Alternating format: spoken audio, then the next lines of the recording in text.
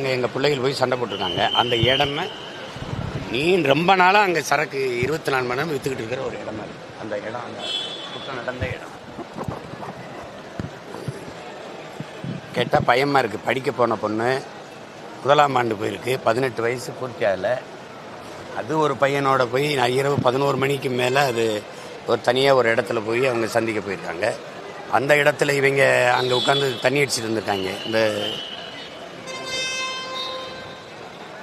முறையற்று விற்றுக்கிட்டு இருந்த இடம் அது. அந்த இடத்துல போய் இவங்க குடிச்சிக்கிட்டு இருந்த இடத்துல இவங்க பார்த்துட்டு அளவு கடந்த போதையில் இந்த மாதிரி சிதைச்சி வச்சுட்டு போயிட்டாங்க.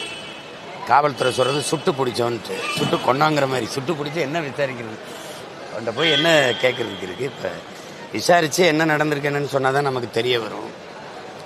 இதுக்கு மேலே காவல்துறை என்ன சொல்லுது?